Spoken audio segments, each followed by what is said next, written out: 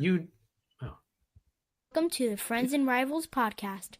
Let's talk Devils and Islanders, and let's talk Penguins and Rangers, but let's not talk about Flyers, cause they're a bunch of fucks, which no one can deny, Season 6, my God, is upon us of the Friends and Rivals podcast. I'm your host, Tom Harkness. Joining me each week are Steve. Bill. Nick.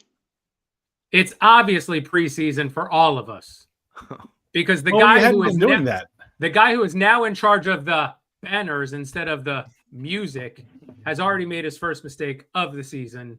Let me help you out. What? Boom. What did I do? Well, why isn't that just on by default?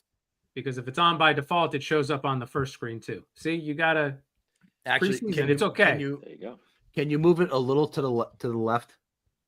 No. On the screen. Can you move it a little to the left and down? Like maybe like right in that the would be middle over of his that face. To the upper right. Yes, exactly. Yes, hey, exactly. That'll be over my left face. Left and down, no problem. Our littlest welcome fan. back. Hi, Brian. Brian. Ryan. Woohoo. How are you, buddy?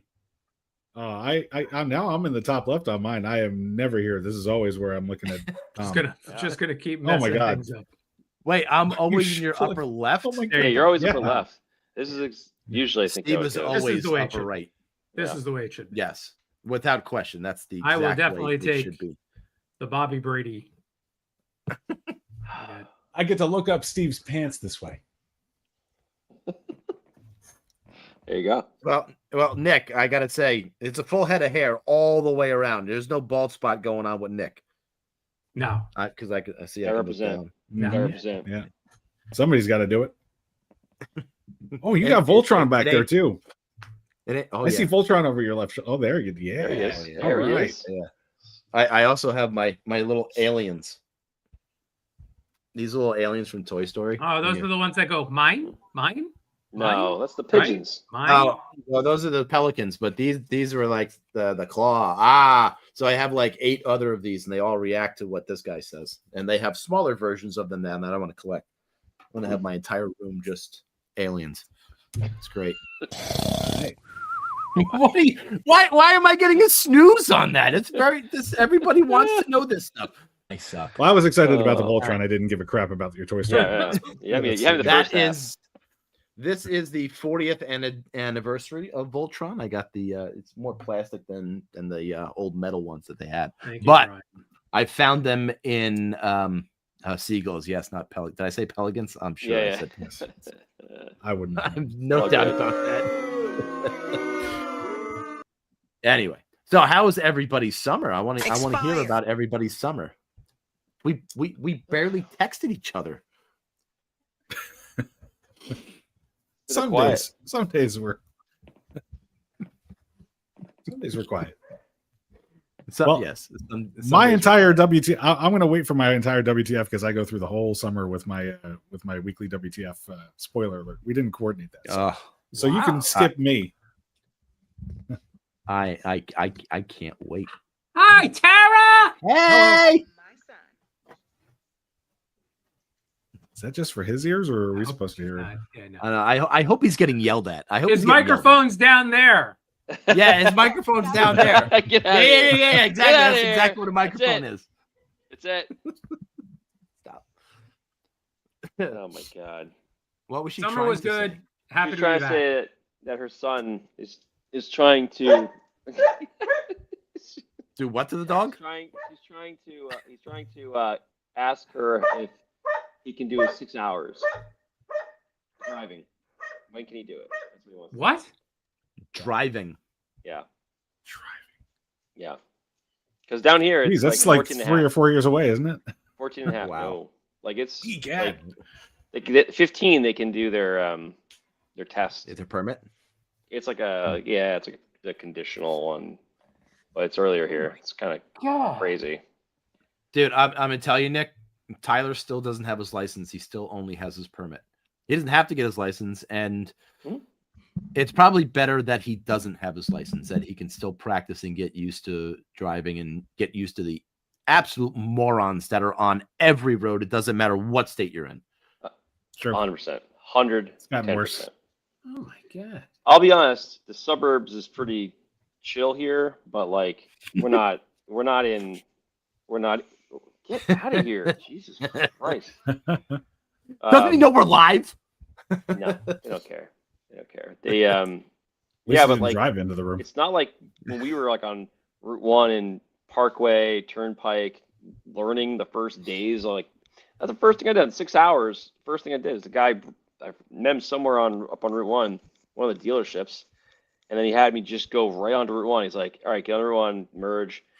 I'm like scared of my ass, and he's just like, "All right, now get behind this truck." He's like, "All right," and this truck is like going too slow. He's like, "All right, here's what you do: put your blinker on. You're gonna go over into the left lane when I tell you, and then you're gonna floor it." And I go, "What?" And he goes, "You're gonna step on the gas as hard as you can." And I was like, Oh, "Okay." and okay. He's like, "All right, go Interesting now." instructor. So get over, blast it, and then fly by the guy, and then get back over. And this is all within the first 5 minutes of driving.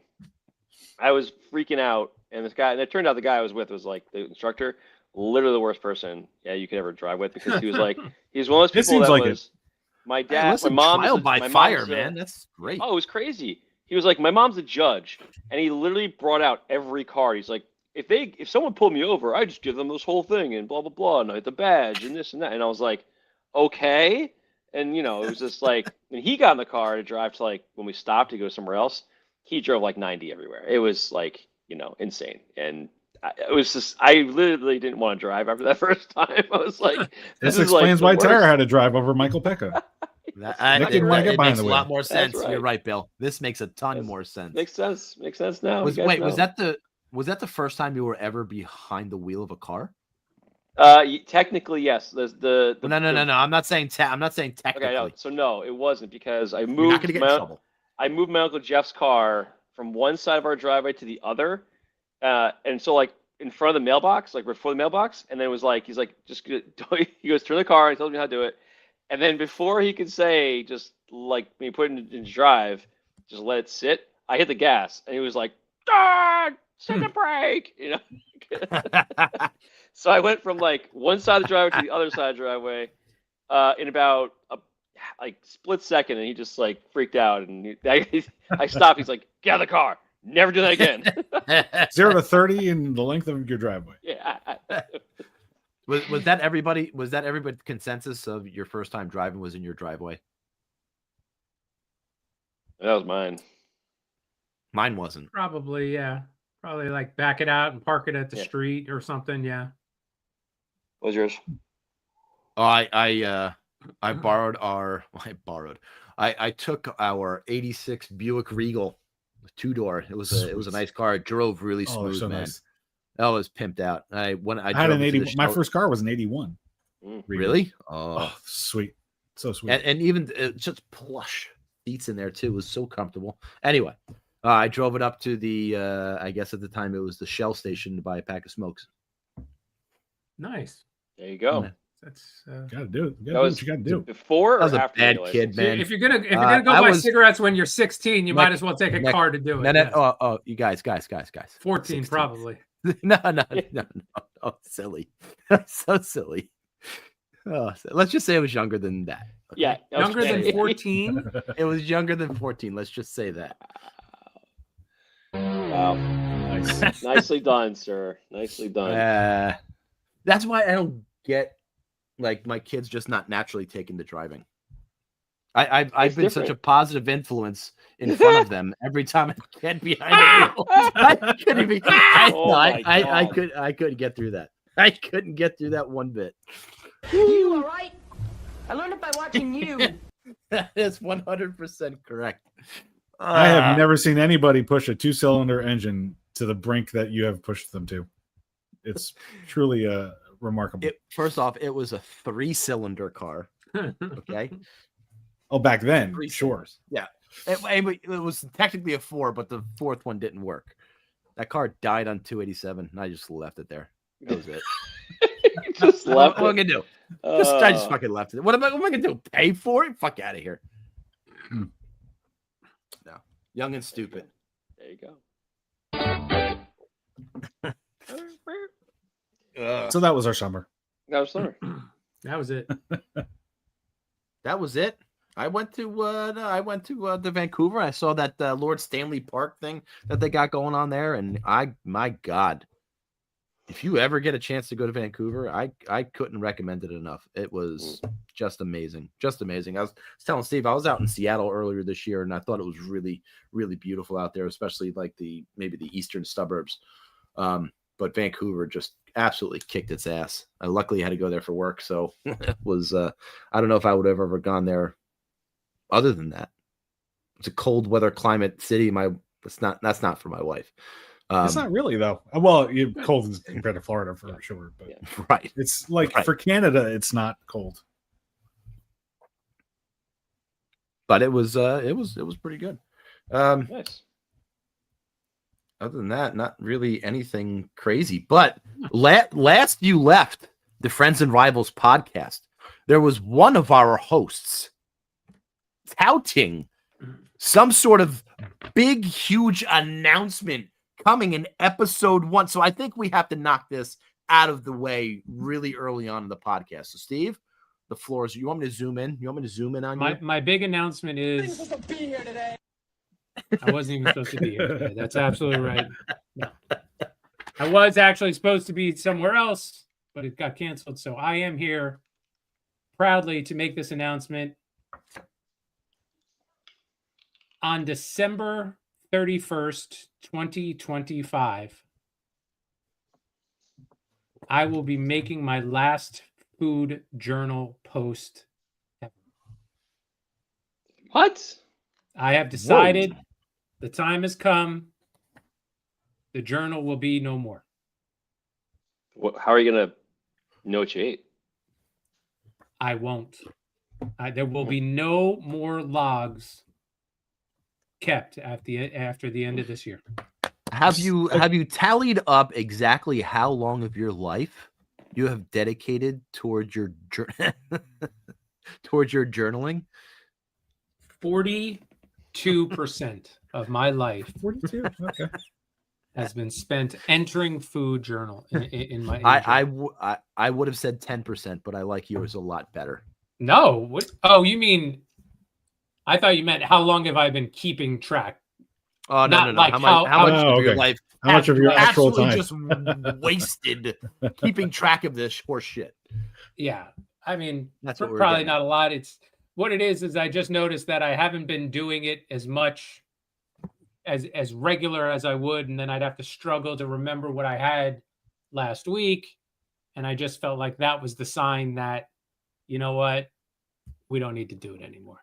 So out of curiosity, if you've made the decision that you're going to stop journaling, why put it off to the end of the year? Why not just make that effective immediately? In fact, you knew this months ago. Book, Bill. No, it's the end of I his have book. the journal. Yeah, he already booked. He's already. So it's like an OCD kind of. Yeah. You can't just leave. It's got to get completed. Not OCD. It's just I'm paying respect to the journal. The journal exists. I should complete it by using every day. It's paying respect to the journal, but it's not an OCD. And Brian, that is correct. There are plenty of apps out there, Stephen, that you can be utilizing. November would feel so left out if I didn't complete it, as would December. So I need to. And that's not OCD. That's no. There's a lot of food in there, Bill. There's a lot of food in those months. I would be fine if I left it.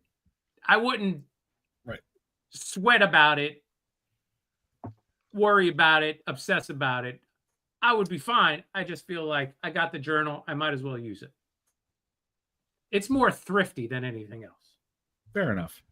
Well, I failed to know who this is upsetting, though. Our ones and ones of fans, probably. So how about the Steve Stomach segment? I mean, we're going to have to always go backward. Like, Tom, you were starting to do things that were more recent. Yeah. We're going to have to keep going back. Listen to me. There are increasingly more and more fucked up people in this world today, Bill. The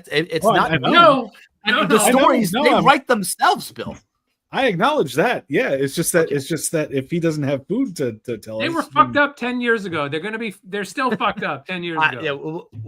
It should be no problem still finding stories from the 2006 to 2025, the first quarter of the century. I mean, that's where he stopped. 2004. Yeah, you're right.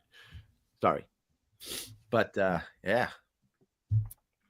You've got 21 years to pick from.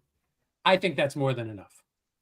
Billy, 21 times 365. That's at least like 600 days.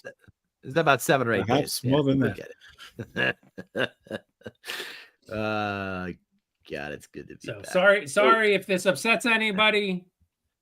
And I respect your time and my time and our time, and it's just the time has come. Well, if you're here and I'm here, doesn't that make it our time? It does. Oh, it does, Mr. Han. Yes, it does. Yes, it does. All right. So, thank you. So we are actually the first segment of this year. Something very interesting happened, or there was an X post by or a Twix post by one of the hockey guys in Canada. And they were talking about the collective bargaining agreement for next year, which we have new rules that will go on in the coming episodes. We'll throw some new rules at you and what to look for this brand new hockey season. But one of the things that was on there was something about max contracts for players. Now, they have max contracts only in the NBA. Is that right? No, there was a max contract in the NHL. 20% of the salary cap. Well, yeah, I guess so. It's not quite called a max contract. Right. Nobody ever really got it. But I have to imagine that this max contract wouldn't go for players that you're trying to pry away from other teams, but it would be about the free agents that you want to keep on your team to go above the salary cap, maybe for those select few players. So, Nick, money talks. Let's do it. So, this is actually a really interesting topic. So the thing came up around, what's McDavid going to get? What's, whoever else is going to get after him? But McDavid's the big one, right? He hasn't signed an extension. He's living it up. This is like his last year. And there's a couple reasons it could be, right? And one of the things that was, like Steve first off alluded to, 20% of the cap space is the max deal you can make in the current CBA. So technically there is a max deal, or there's not like in the NBA, there's multiple like different, contracts you can have, and you have X amount of max deals, blah, blah, blah. What's up, Steve? I feel like we need to go back to the beginning and do the intro again. Please. Of the show? No, of this segment. Oh, you want to edit this out? No, just intro the segment again. Okay, no problem. I don't remember how I introed the segment. Just what's the name? Don't make me think. Money talks. Money, it's a gas. Grab that cash with both hands and make a stash. New plug is a fluctuate and daydream. Think I'll buy me a hockey team. The guy recorded it. I feel like we had to use it. I had to go find it. That was partially my stupidity. Yes, Brian, much better. You are correct. I do apologize. Yeah. Thanks, Brian. Sorry, Nick. My apologies. Thanks, Steve. Appreciate it. No worries. So anyway, so with the NHL, like I said, 20% of the cap is technically a max deal. And, where we're kind of going this is in the NBA, the NFL, probably baseball, because I don't pay attention to baseball, but generally it's the same deal, right? There's max contracts or deals that are just out of this world. Like the Ohani deal is like worth over $500 million. Whatever it is, plus he's probably got stake in the team, and they're giving like him, whatever he wants, free food and flights and people, whatever he wants. Doesn't matter, houses, anything he wants, right?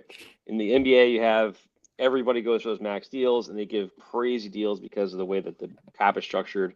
They have like rookie deals, mid-level deals, veteran deals, the max cap deal, and those things are just people are going to go for them, and they have it to spend and all that jazz.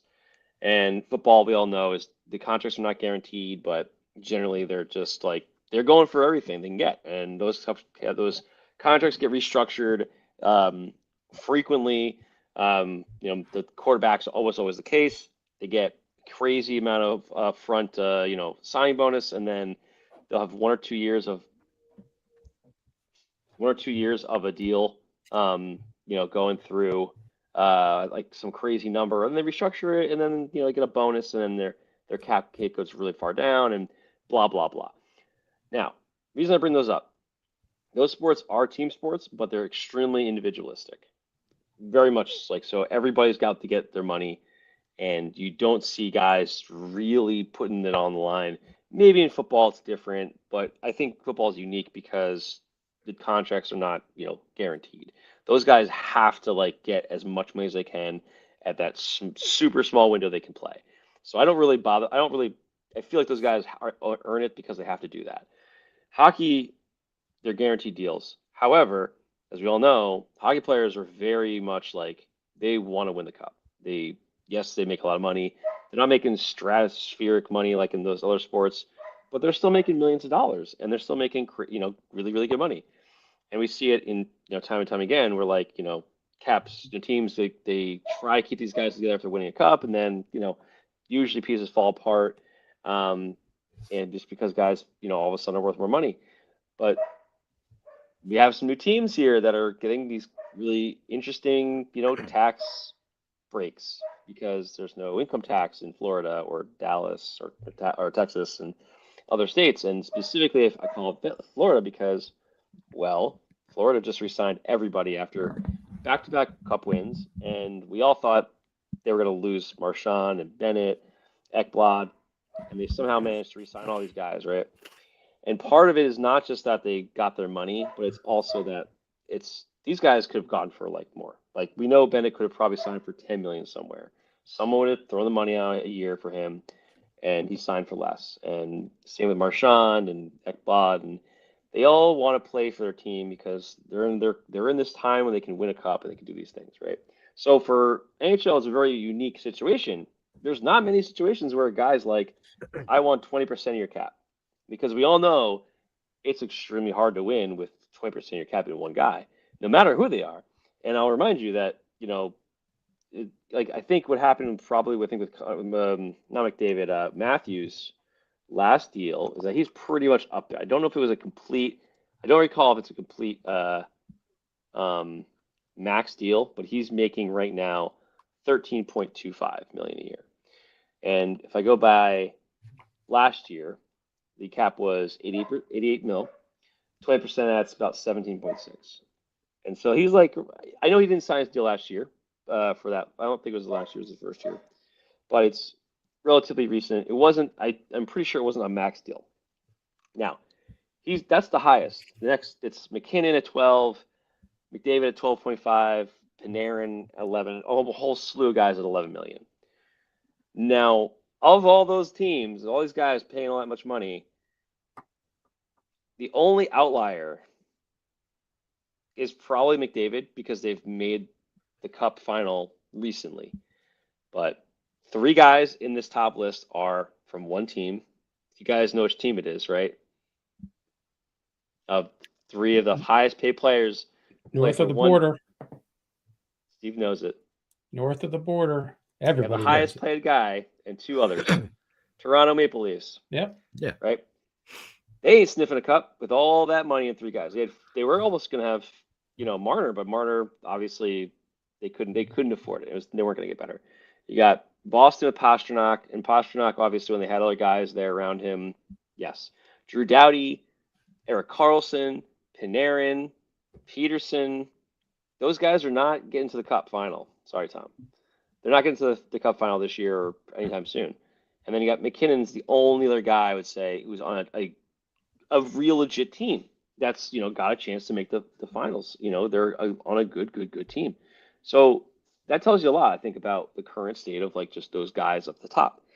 Now, with that said, there's a reason I think that if McDavid's waiting for that money, if he says fuck it, I'm staying here in Edmonton, and you're giving me the most money possible, well, it's probably because he wants to wait it out.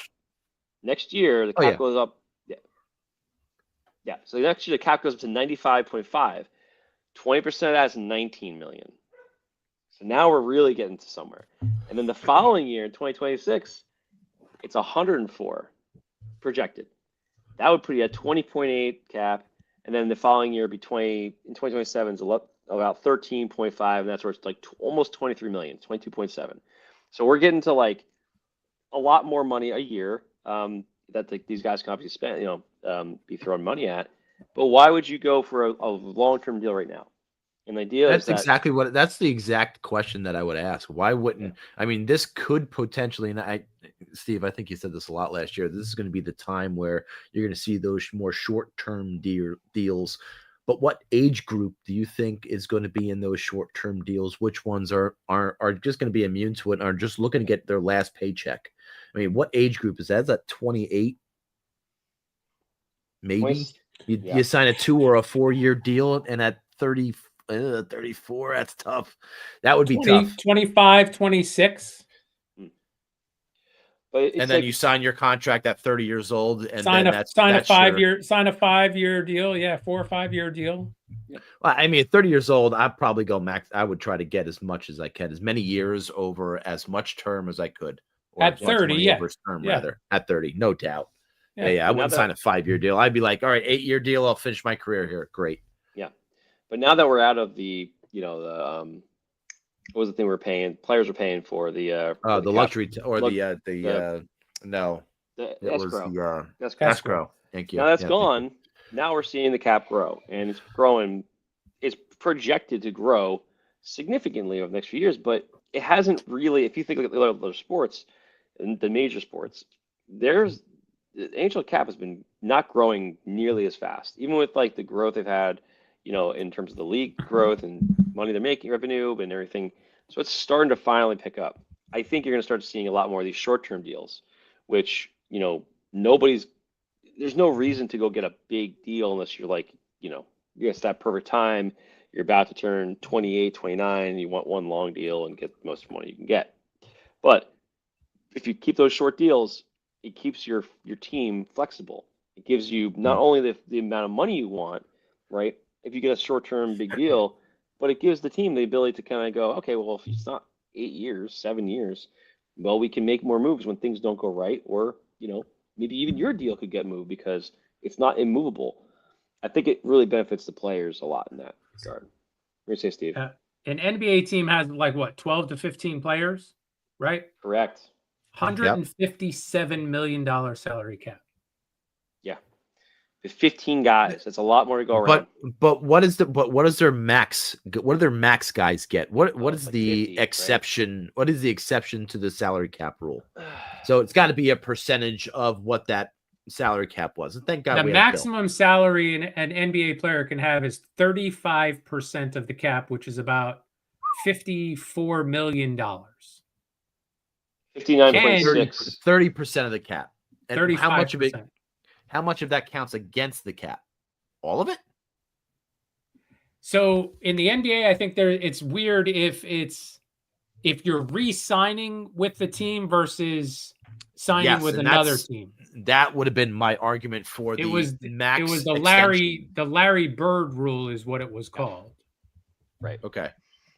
So you can pay more for your guy than other teams. Right. Yeah, I think that's a lot better than trying to figure out a way to have, Florida and Texas not be such an advantage for signing free agents because of the tax-free states, right? We talked about, I think our solution, and it's once you hear the new rules for this year, you're going to quickly identify that the NHL listens to the Friends and Rivals podcast. Of course they do. There are another 3 people. 100%. So, I don't know where I was going with that, but nobody does. Yeah. We're going to talk about new rules. New rules. And the new rules, right? Like we were saying though, and Steve, I think you said this, that the it should be your gross, and it should be before taxes is what the salary cap number is. Right. And whatever tax is after that, so be it for your state. And That's that money solve. will just fluctuate. And well, they should adopt it sounds something really easy to solve. And they should adopt something similar to the Larry Bird rule. However, it should be only if the team drafted you. In the NBA, it's the team contract you're currently on. Yeah. Yeah, you're currently on. It should be. I'm all right with that. No. I think the NHL is unlike any other sport where players do stay with one organization for their career. It does. And that's what you want to foster. You want to foster that instead of all the movement. Let the lesser, the fill-in guys, the third line, the second line guys fill in. Those first line guys should stay with the team their careers. I get that, and you have to look at the NFL where they're kind of leaders of the pack, and they go through players teams do like they're friggin' water.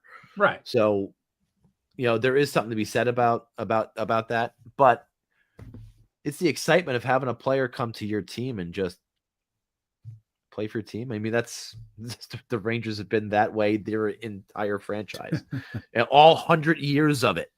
But why not reward the team that scouted this kid at 17 years old and was smart enough to draft him at 18 and developed him maybe for 2 years in the minors, and now here he is really playing well, and well, we can't re-sign you because we got everybody else. Well, yeah. No, well, that's what. Yeah, but if you have everybody else, that means you already have a superstar, so you're going to have room in your cap to do that. Which also opens us up to restructuring contracts too, as opposed to just trying to buy them out or trade them off to fucking Arizona or whatever you're going to do with them. Restructure the contracts so they fit better with your salary cap. Turn things into signing bonuses, whatever you can get away with. Yeah, but I think that's the NHL isn't like that. All the money counts. It's not like I get it, but why can't you take the best parts of kind of everything and use them in your own league? And I think that's what that would do.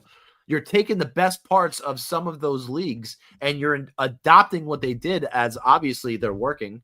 So you're adopting in your league, but you're not fully endorsing them. I don't think you should be able to buy the way. I don't think you should be able to easily buy your way out of your mistakes. I think you should be able to have some, like maybe once a year, like a contract. You made your mistake. You signed this guy, and he shit the bed. I'm sorry. You made the decision. You got to live with it.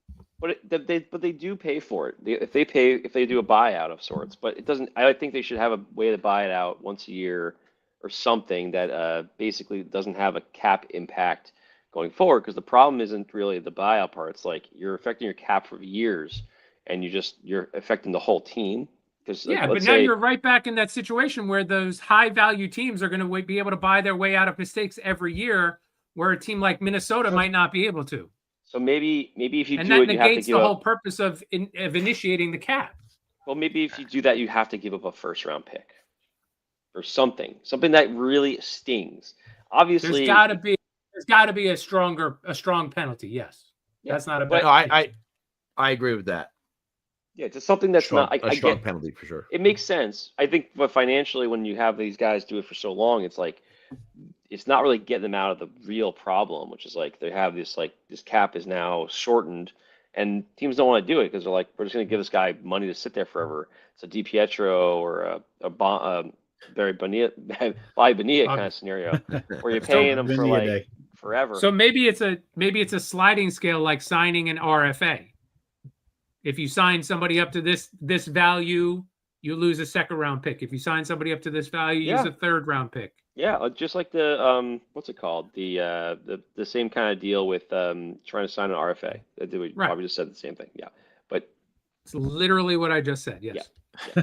My brain didn't. Capture that. But you're not going to be able to defer compensation in the next coming. That was the new rules that we're going to go over in the next couple of weeks. So there's going to be no deferrals of really anything. So you're not going to be able to do the Rick DiPietro deal, the Ohtani deal, or whatever of those ridiculous deals that are out there.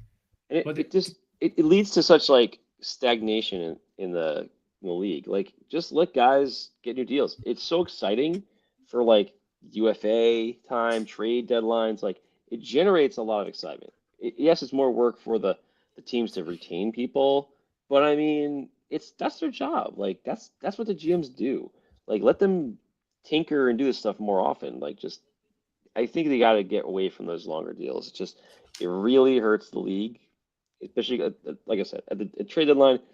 It's one of the most exciting days of the year for the hockey fans. Like, we're sitting there, like, it could be a lot of things. Anything can happen. You can get a star player can come to your team, the right missing piece, or like you're selling all your assets and gearing up for a huge rebuild. And those are like super exciting things to happen. But when guys can't move because there's like 5, 6, 7 years left in their deal, then it's like, great, we'll wait 2, 3 more years. Like, that's a long time to this. You mean you wouldn't get a Plotz deal right now? You're telling me that right now? You wouldn't get a Plotz deal right now? I would absolutely love to, but they're hamstrung. Right. Like, they fucked up. They should pay the price.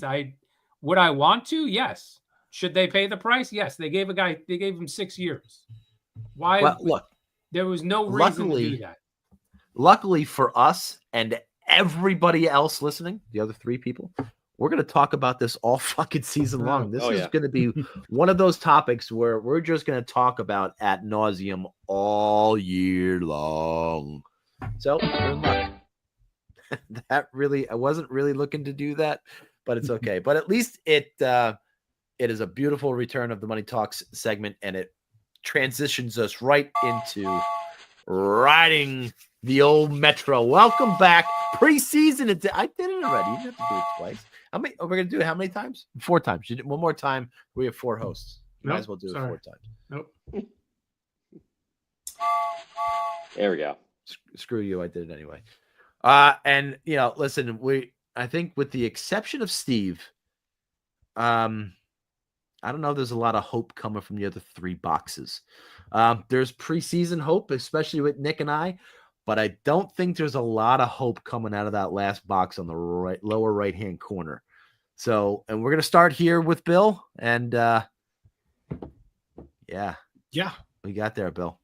It's not going to be, I'm not going to take it real long here with the Penguins.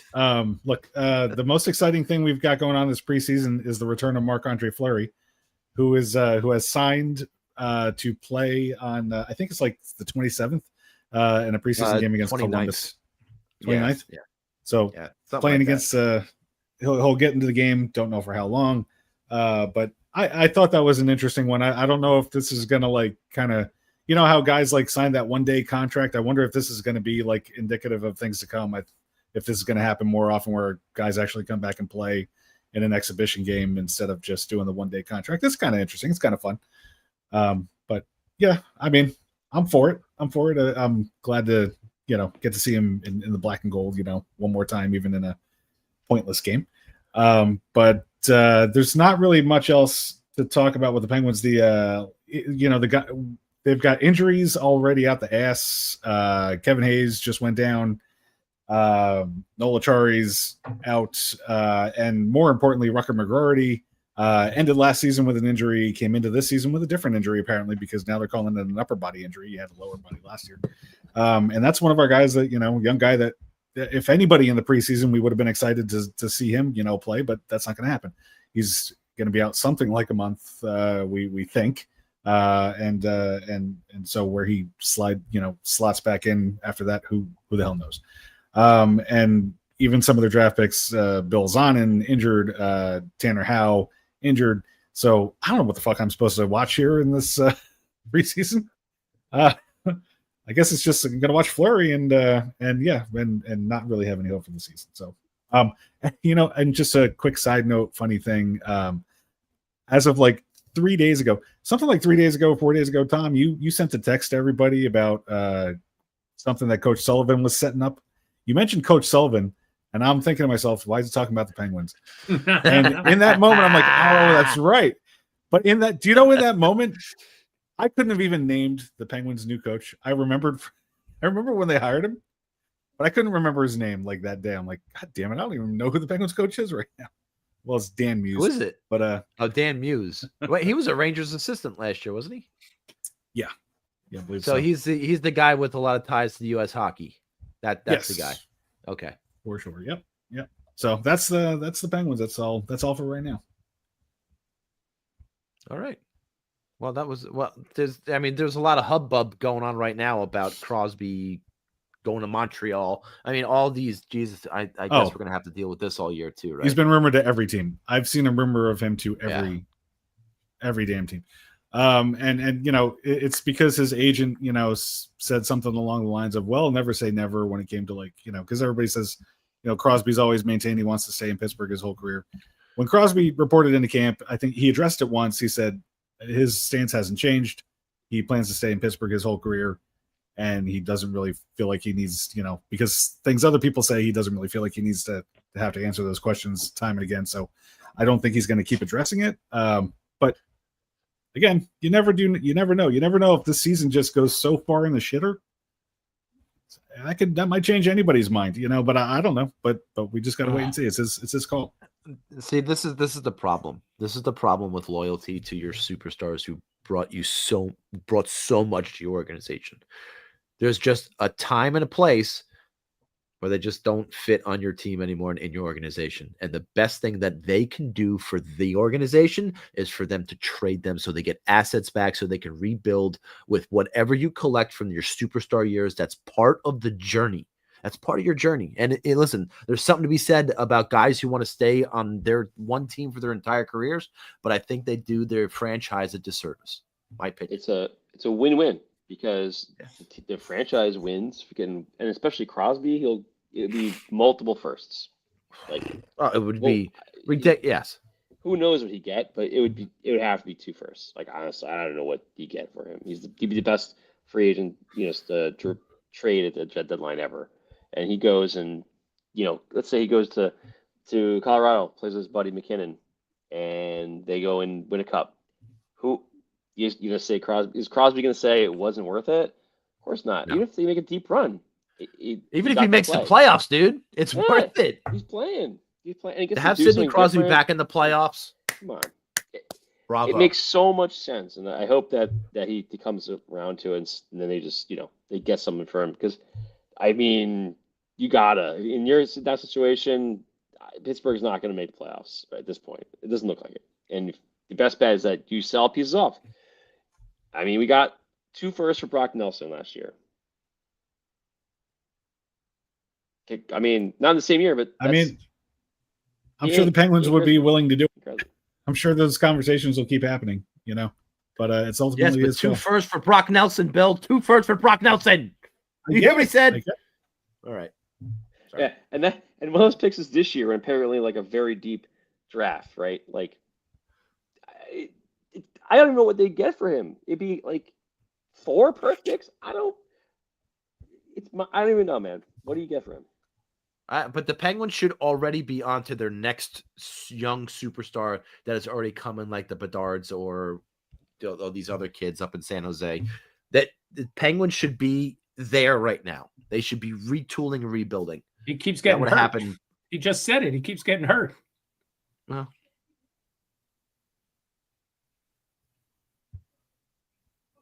it's not just Crosby though. It's Malkin. No, it's that Rucker McGarty is like the next guy. Oh.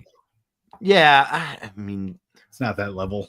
I don't think he's that level though. I do worry though that that he ended the season with an injury and he somehow got hurt again. I just hope he doesn't, I hope he doesn't accuse us. Hope he doesn't be that guy. It's just important and out of the lineup all the time. Uh-huh. Let's move on. All right, so we are going to move on. Listen, and there's a lot of excitement on Long Island. I could give 2 flying fucks, but I'm only kidding. But no, you're not. No, you're not. It's an exciting time. It's an exciting time on the island for you. It's an exciting time for you. All right. Well, obviously, this has been a great offseason for the Isles in terms of turning things around. GM change, get the first pick overall, make trades during trading Dobson out. But that was the first domino. You got to trade him. You got to make a decision who the first pick's going to be.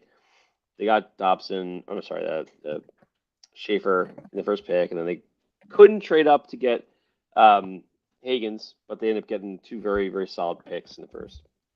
And just things been working well. Good signings here and there. They signed Druin. Grabbed this guy Shabanov from Russia, who was so much like Maxim Siplikov the year before. He was like kind of like the big Russian, free agent from KHL. Came over, and so we've been going through rookie camp, and now we're in training camp. And Isles played their first preseason game last night at home against the Flyers. And fuck the Flyers. Thank you. And Schaefer makes his debut along with Keyshawn Aitchison, who's one of the other top picks from this year. The third one, what's his name? Eklund. He signed. He's not playing here in the camp. He's over in where is he? Finland. Plays in Finland, so he's like already in his league. So he's not here in the camp. But either way, Schaefer comes out, and a lot of talk about this kid being like obviously extremely good player, great skater. He played 17 games last year. He did not have a large repertoire, but played outstanding. And he had mono, and then he came back, and then he broke his collarbone in the WJCs, and so he only played X amount of games, and comes out, and honestly, you could see pretty quickly he was obviously a rookie, not nerves, but just timid. Very timid a little bit. But then he started to open up, man, in that second period and third period, and you could see the reasons he's the number 1 overall pick. As a defenseman, he just turned 18, and the poise that kid has, just getting thrown to the wolves effectively. They put him in PK, power play, 5-on-5, overtime, and obviously shootout, because why not? But he played every position, and it was, yes, he made some. He had a couple penalties. A hold on a move where he kind of got a position. Guy, got his arm around somebody, stick got stuck in him. Pulled him a little bit. It was interference. Other one was just missed the boards on a clear, and I don't feel like that was a big deal. That one just missed the boards. Like, it was really close. However, the things that they've touted him on are like speed, is obviously poise and all the things, and his movement and his puck skills, and they're all true. And it wasn't all on display at once, but it was like a slow build. There was one sequence in the third period, I believe it was, where basically, was it third period or it was in overtime. It was in overtime. It was a breakaway back from Michkov got a breakaway, and Schaefer just turned the fucking Jets on and caught him from behind, didn't take him down in a penalty, took the puck away from him, went back up the ice, and he ended up getting a shot on net, almost could have scored it. If he had scored that goal, it would have been like, oh my God, this kid's going to be, I would have been lost my mind, But he just had displayed all the things. The little things in the game were like when someone's coming up, stepping up to you, and he had the perfect amount of stick space where he was able to just poke it away and not not get out of position, and small little things that you're just like, those things you're like, wow, you're 18 and you're just doing this to like professionals. Like, I don't know, small things that you figure as a defenseman he would take time to really develop into. And it's clear he's gonna play with on the left side next to Mayfield this year. He's making the jump. He's ready. It looks like. I think it's really going to be interesting when he fills out. He's definitely not the biggest. He's a kid. You see him stand there. He looks like a kid. He looks like a stick. Yeah. I think in like 2-3 years he's going to be a monster for sure. But man, he is exciting to watch, and he was awesome for his first game. He got an assist on. He got a one-timer on the power play. I think it was power play, if I remember correctly. And Palmieri knocked it on the rebound. But his puck movement looks great. Like, you guys will see him play. Obviously, they're in a season. I'll be interested to hear your thoughts on him. but he looked great. Barzal came back from his knee injury. Pretty much, I guess he shattered his kneecap, or he took a puck to the kneecap and basically was out the rest of the year. Whatever happened in that, they didn't really say exactly, but it seemed like you take a puck directly to the knee and then you're out for the rest of the season. Yeah, it's not great. So he's been rehabbing and came back, and his skating was fine. He looked rusty. He hasn't played hockey much. I mean, he missed 50 games last year between injuries, so that was a lot to miss. I think he looked like he needs preseason to really hone in on getting his everything sharpened. He just looked rusty. But his first time back at center. They moved him back in the center position this offseason, with Brock Nelson moving out, so he's back in his natural position. He played with both. Yeah, he played with Lee and Palmieri, so they put him with the vets. And that's probably gonna be our second line, Lee, Barzal, and Palmieri. And the first line on the ice was Druin, Horvat, and Shabanov. Most likely to be a first line. Shabanov looked pretty good from what we could see. He's 5'9". He's not a big guy, but he's shifty. He's got a great shot. He can skate. Apparently, he plays with he hits a lot, but I didn't really see it in the game, so I'm gonna have to take time to see what he looks like. Druin looked good, but it's early. I think that first line, Horvat, Shabanov, and Druin's gonna take time to really gel, but when they start to do it, I think it should be pretty good, fun to watch. Could be a good number one line. And so those are the main two lines to watch. There was Aitchison was playing with Tony DeAngelo. He took an unfortunate knee on knee in the second period, but he sounds like he's okay based on the comments from Wah last night. Sound like he's day to day, but it was definitely a knee on knee hit. He had his head down a little bit, come up the strip, the ice, and the guy came just kind of blindsided him. But the hit would have been fine, but again, knee on knee is kind of, it's not great for anybody. So I got to see a little bit of him. Aitchison looked pretty good from what I could see. He's got a big shot, and he's also looked pretty good. The puck didn't look out of position like for another 18-year-old, so that was promising. But he's not expected to make the team this year. He's expected to go back to juniors. There was a couple other guys here and there, but that was the main takeaways. We still have the next game coming up. We'll have the rest of the group. That'll be probably the third and fourth lines for the forwards. Duclair, Pajot, and Holmstrom is the starting third line, looks like. And the fourth line looks like Heineman, who's the guy they picked up in the with Dobson, I believe, in the trade for Dobson with the picks that we got from him.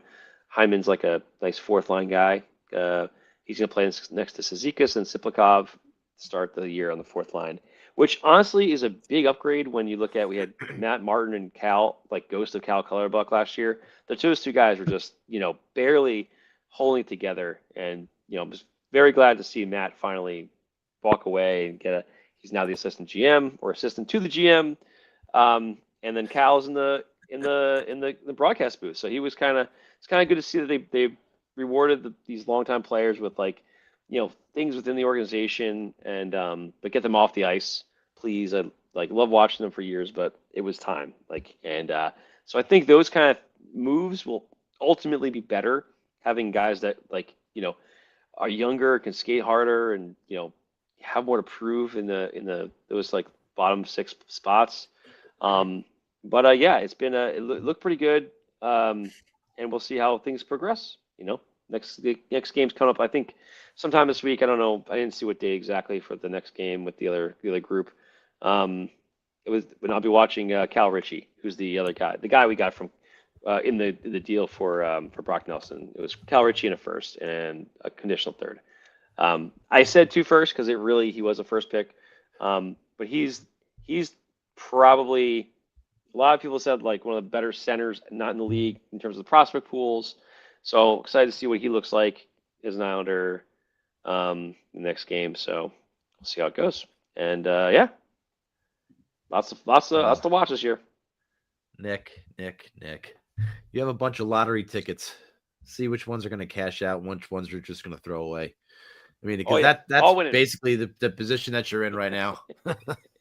and look, for the Rangers, it's there hasn't been a lot of time since everybody's been in camp. The Rangers did play against the Albany River Rats last night, and look, the kids who had experience in the NHL last year played really, really well, and those who didn't are trying to make a name for themselves. Rangers scored 5 goals against the against Allen. They only scored 2, but whatever. It was a good showing for Gabe Perreault, and it was a really good showing for Matt Rempe. And Dylan Rubrick, remember that name? He's a center. He was centering Rempe last night against the Devils, and he's 6'7". Rempe's 6'9", and then Adam Enstrom, who should be the third on that line, is 6'8". So they're looking to be a really big third or fourth line, probably a fourth line. But I mean, if that's your fourth line, your top 6 are pretty well set at this point with JT Miller, Will Cooley, and Mika Zibanejad, Trocheck, Panarin, and Lafreniere. Those are your top 6, and they're not going anywhere. So that just leads the third line, which, I mean, Connor Sheary went a long way to make the team in the game against the Devils. But, I mean, he's on a PTO, but he's a Sullivan guy. So I think Sullivan would want as many guys as he knew and that were familiar with the system to kind of inject in the team, even if it's only for half a season, and then he kind of fizzles out. And eventually makes his way down to Hartford or just gets traded. I could see that happening at least in the beginning of the year. So that leaves 2 spots for Sam Carrick, and who's going to be the third or fourth line center, and one of Brett Berard, Brennan Hoffman, or Gabe Perreault. And that's going to be your opening right forward roster for the New York Rangers, more than likely. I could see Rubrick definitely being in there. I think Sullivan likes the idea of having that just tower of a line. Who knows what ridiculous name they're going to be called. But that's all part of the fun of the season, right? Other than that, it's your same old shit. We don't have the crap that we had to deal with last season. At least I hope not. All their shirts say no BS with a line through the letters BNS. So I guess they're not standing for bullshit this year. They're just Drury didn't buy that shirt, did he? Wow. Somebody else must have bought that. But listen, I hear so many conflicting things about the Rangers. So what has history taught us in the Drury era, right? It's taught us that when you have your coach, you have a really good first year with your coach, historic first year with your coach, and then you take a big pile of shit the second year. This has happened to 2 coaches in a row. And listen, Mike Sullivan, I hope you're the change in all of that, and we're just good teams from here on out. But I expect the Rangers to not only be good this year, but competing for the President's Trophy again, because that's what history has taught me, and that's where I'm going. Speaking of which, did you see what the San Jose Sharks did? They hung a banner proclaiming themselves the 2015 President's Trophy winner. What? Okay. But that was the year. It was the year the Rangers won it. That was the year the Rangers won the President's Trophy. But there's a banner now hanging in the SAP Center that claims they were the. Yeah, I saw that today. What? For what reason? I don't know. You know what the reason is? Yeah, I'm all ears. Guy did it. It's a visual joke. Literally. What's that? The guy did that. I would say he fucked up, considering they've never won a President's Trophy, no matter what, any year. It's a big fuck up. But anyway, sorry, I didn't mean to. That would be hilarious. What I'm gonna have to go research that and find out. But I think that's my take on the Rangers. I think it's at least historically, hopefully it's going to be historically accurate to find out what the hell this team is. Steve, Devils. So, I mean, I know it's preseason. I get it. And I don't care that they gave up 5 goals to the Rangers. I care how they gave up 5 goals to the Rangers. because it just means that people aren't paying attention or there's no system involved. 3 of the goals were scored by guys who were completely uncovered, all in close to the net, all within 15 feet of the net. And it just can't happen. And it happens all the time in Keefe's system. It seems like guys get lost. 2 guys go to 1 guy, leaves 1 guy wide open. Combine that with a goal going in off a stickless defenseman's ass because he's looking the wrong direction. It just doesn't bode well. But, again, it's preseason. There was 2 regulars in the lineup, so it's really not much to worry about. One of the regulars that was in the lineup, Arseny Gritsik, had a goal and assist. So it was very interesting to see him play that well in his first game in North America. That was that kid from the KHL that they were talking about? Yeah.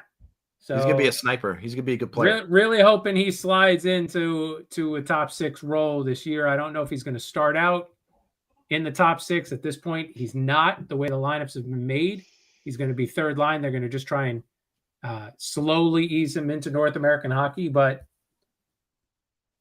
again, I don't want to make a big deal out of it, but a goal and an assist is a lot better than, looks lost on the ice. So it's a great first step for him. Their plan, I think, is to get him in as many, if not all, of the preseason games, just so he can again get more accustomed with the North American ice. Luke Hughes is still not signed, and there's a lot of back and forth over. He wants a 5-year deal. They want an 8-year deal. Right? He wants his contract to end when Jack ends. But it just doesn't make sense because there's not going to be a team that they're going to sign with that's going to be able to afford 2 max players at the same time.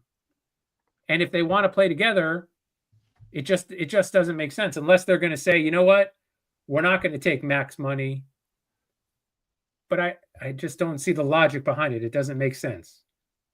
Things like that, it's easier to have one and then add the other later on down the line if they're both going to get huge contracts. So it doesn't make sense to me. It is a little worrying that Fitzgerald labeled it as a top priority on July 2nd, and it's still not done. It's September 22nd now. I just wanted you to, yeah. Appreciate that. I got to have faith that he's going to be in the lineup by opening night, but he's got to start playing and he's got to get into camp. He's got to get into some games at least before the season starts. I mean, it's not like they do much at camp because they only had 3 days of practice before the first game. So really, are we putting that much importance on training camp if they have games that close to after they start? It's also a little upsetting that Palat is still on the roster. Was really hoping that they could have found somebody over the summer to take that contract on. Arizona moved to Utah, so that's why they didn't take him. I was hoping Carlson would be gone by now. 3 other notes. It was announced today that this is the last season of the jersey. The stupidest jerseys in the history of jerseys.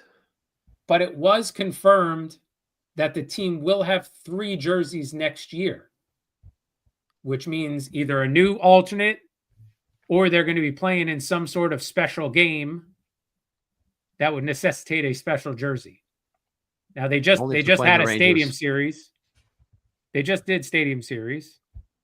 And I can't see them playing in the Winter Classic.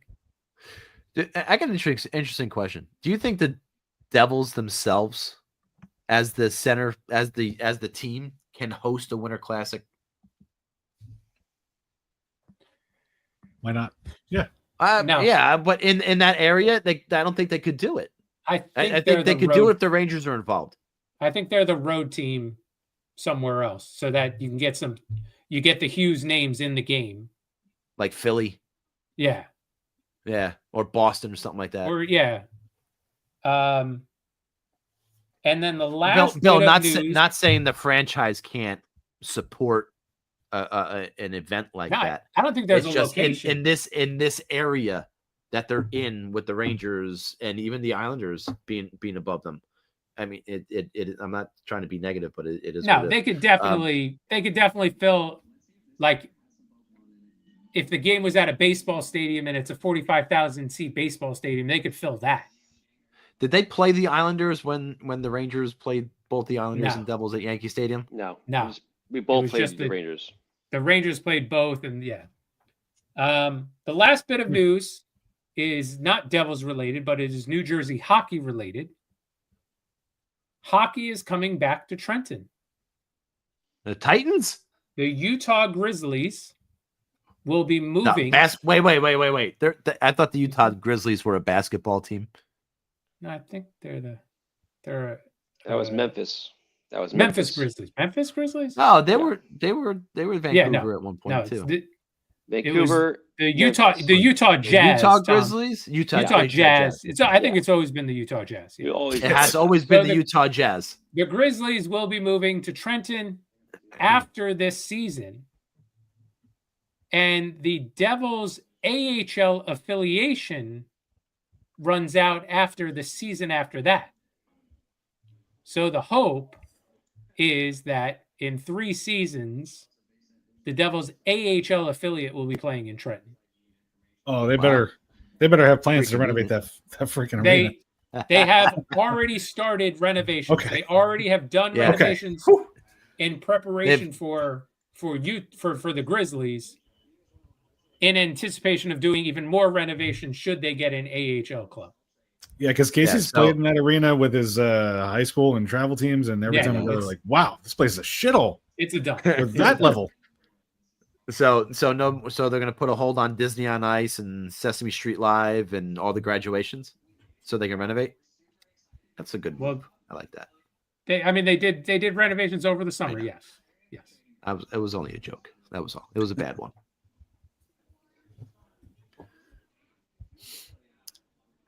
Brian's excited about that. Yay. Good for you. Of course he is. It's very close to him. Good for you. Pretty cool. All right. Ooh. Now we get the weekly WTF. Now, Bill, we didn't talk about anything for the weekly WTF this year. So you're kind of still going rogue a little bit. So we got to find something season long for you. This is the wrong bell. Oh yeah. Figure I'll do this in some version or another. All right. I'm just waiting. I got a presentation. Listen, it's show prep during the show, so it's good. What's that? It's always good when we could show prep during the show. Oh God. Yeah. So, just want to catch everybody up on what went on during the summer or the offseason 2025. The summer I turned petty. Get it? Anyway. Okay. Hold on. Wait. No, we don't get it. Okay, terrific. So, there's a lot to cover here. I'm going to move fast. We got an agenda. We got baseball season, football season. Oh my news, God, shows, this is movies, just your own separate show, Bill. We're going to go. And so, baseball season. What? All right. Whoa. So, just making sure everybody knows the Mets suck. They were like 21 games over 500 in June, and like they're like barely over 500 now. They're tied for the last wild card. They're probably not going to make it if their trajectory says anything, but they got to outdo the Reds this week, and I don't see how that's going to happen. The Yankees, they're going to make the playoffs, but their relief pitching is a disaster. David Bednar, who was designated for assignment by the Pittsburgh Pirates earlier this year, is their closer. And I'm not saying he's done a bad job. I mean, out of necessity, he's been the only guy that's been able to do anything in that bullpen. So, but if you think you're going on a run in October with that guy closing for you, I got to tell you, you got another thing coming. Fuck the Phillies. Oh my God. And fuck Phillies Karen. Phillies Karen was such a big story over the summer. I don't have to dredge that up. Everybody knows about that. The Dodgers, I got a little LOL out of the Dodgers. I don't know if you guys caught this game a few weeks ago where the Dodgers were in Baltimore, had a no-hitter and a 3-0 lead with 2 outs in the 9th, and they lost. So one of those really great moments for a shit team like the last place Orioles to enjoy doing that to the Dodgers. And Paul Skeens, we found out this season more than just a guy with a hot girlfriend, which is that Olivia Dunn below there. Skeens, 23-year-old, second year, 200 strikeouts and an ERA just a hair over 2, and probably going to win the Cy Young with his 10-10 and possibly worse record by the end of the season with that horrific team. So that's happening in baseball, and we got a football season coming. Guess what? The Jets suck. The Giants suck. No wins through 6 games between them so far. Fuck the Eagles. The Eagles, who started the season spitting on people before they even snapped the football.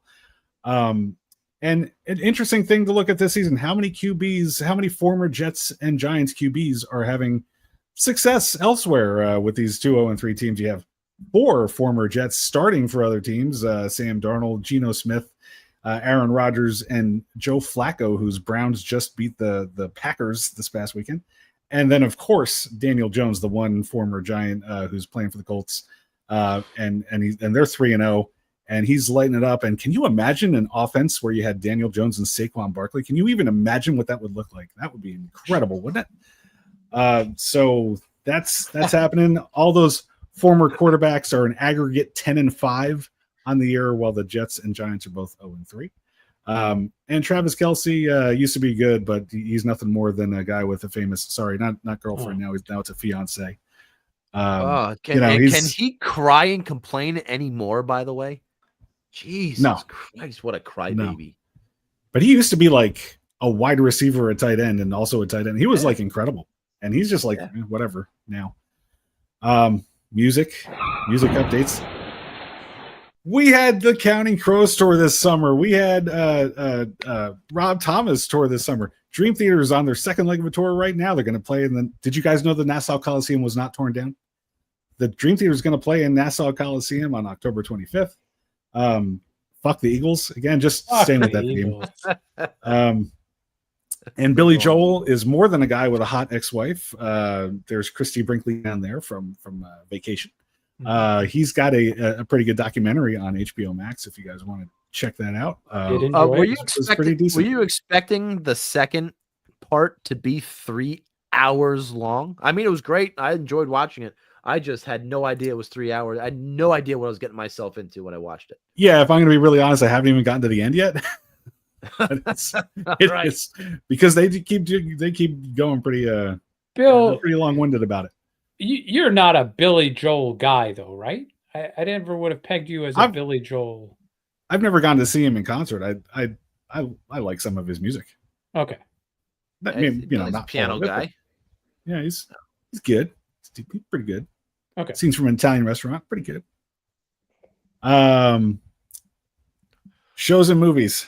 All right, let's get through this. Formula One.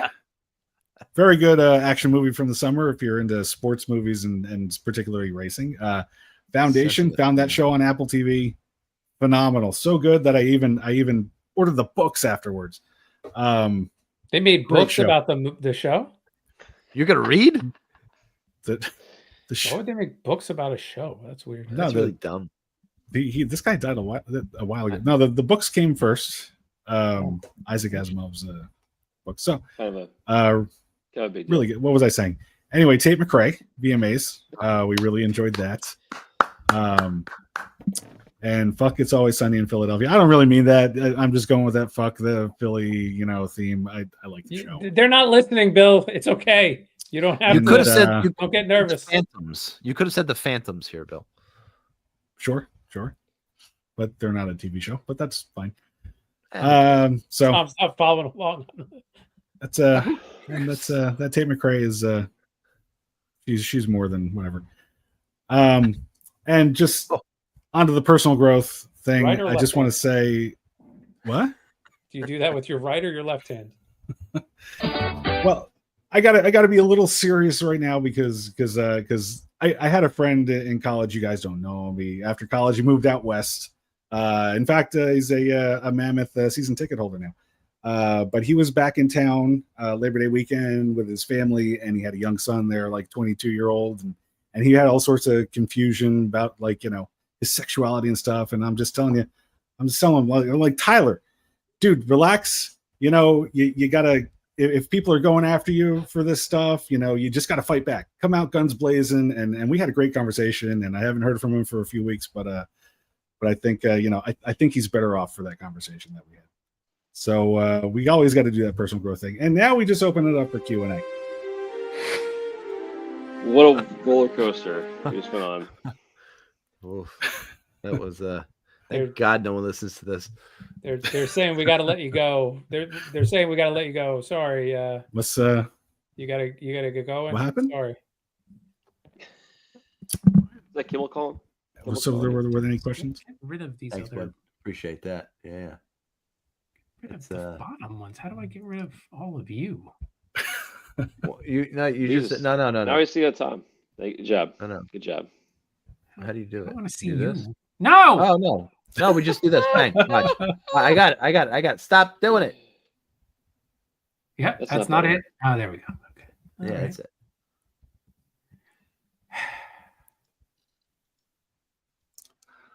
See, I have this. This is like my crutch in this segment, because I know no matter what I say, I could just end here and I have no questions. No questions. All right. Excellent. All right. Let's what are we doing? We're gonna go to the State and Steve's stomach. Oh, that feels better. And this one is unfortunately going to be in 2025. Please go to. See, this is why I have the planners. The planners. He never picks an older fucking date. I know, but you should like this one. August 14th of 2025, please. August 14th of 2025.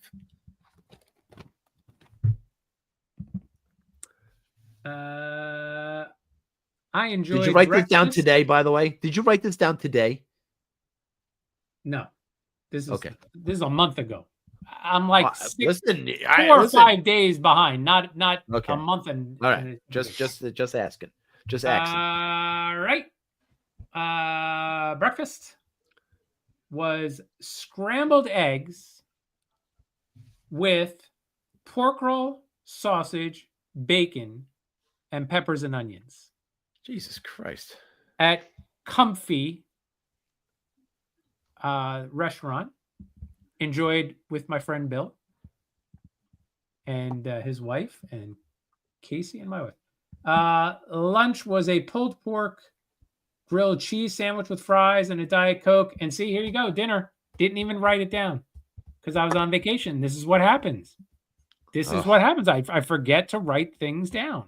Well, so what did you have for dinner that day? Bill, what did you have for dinner that day? You know what we had? Did you have it for lunch the next day? Is that what you're looking for? Wait, was that the Wednesday? What day was that? That was Thursday. That was the night we went out with your sister. Ah, okay. So a grilled chicken sandwich and fries and a Diet Coke. The Miami place. Yeah. Write that down right now. Tom, why did you pick, I don't know, like 3 Thursdays ago? Because I don't remember seeing this in the news anywhere, but there was a Colorado man mauled after attempting to join a Wyoming wolf pack. This is not some sports team. Oh, no. This, my friends, are actual fucking wolves. This person dressed up as a wolf and tried to be one of their own. Yes. Okay, a self-described wolf furry from Fort Collins is recovering in a Wyoming hospital. How he's not dead is beyond me. After attempting to integrate himself into an actual pack of wild wolves near Togwotee Pass. I'm assuming that's Wyoming. Togwotee. According to... I've been up there. Oh, yeah. Well, then you know all the wolves up there, Nick. And how I fucking do. Not crazy, nice how crazy they are. I found out that according, Wyoming bourbon, by the way. Oh, really? Let me table that. Let me read a couple more sentences. According to the Wyoming Conservation Service's 28-year-old, you ready for this fucking name? Lupus Moonhowl. That's his name. Moonhowl. Legally known as Brian Sanders, was spotted crawling on all fours in full fake fur attire, complete with a tail, plastic fangs, and a Bluetooth speaker playing recorded howls. Witnesses say Sanders approached the wolves while tossing raw hamburger meat in their direction as a gesture of friendship. The wolves reportedly responded by chasing Sanders nearly 300 yards, testing his durability with a series of bites and swipes. A game warden on the scene described the encounter as the fastest thing I've ever seen someone regret a life choice ever. I would kind of agree with that. Sanders suffered multiple puncture wounds toward synthetic fur and severe emotional disillusionment.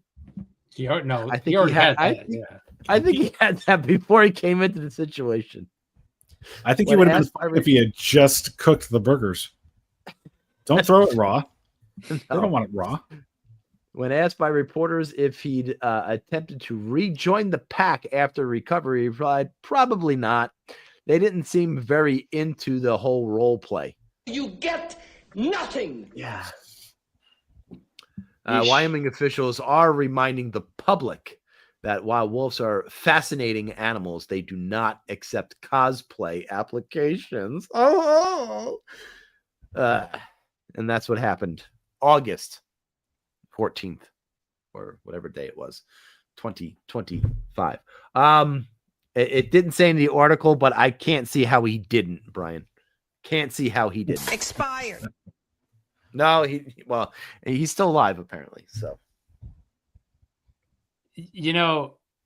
now I get your pre-show request for a specific audio clip, and I really feel like we should have waited until next. You should have held this for next week when I could have had. If you're going to pick your fucking name, right? Why are you picking Lupus as your first name? I get Moonhowl is a really good last name for a wolf. Very cool. Spot on. Fits the whole motif. But why are you? Pretty sure that was one of the guys from Harry Potter. It was a half werewolf. Pretty sure. Really? Remember correctly. I'm not even supposed to be here today. Poor Steve. True that. All right. I think we're gonna be done for today. It was a good return. Okay, keep doing it. Yeah. No, we're not gonna keep doing it. We're gonna go. We're done. I do like that one too. Milking the prostate. Very, very good. Don't forget on the Twix at friends_arrivals, YouTube, Facebook, all the places. Just go and like us. Do something with us. Please spread the word. Anything It's gotta be that more you could than do just would people at the NHL offices that are listening. But boy, did they listen and react. Billy, go ahead, say something, Woody. Good news. Quick announcement. As of January 1st, 2026, I'm going to start a journal of my own personal hygiene. So every time I clip nails, shampoo, trim my facial hair, we're going to have it all. We're going to have it all. And maybe we can make a segment out of it. I don't know. We'll see. Wow. Obviously still training camp for some of us still.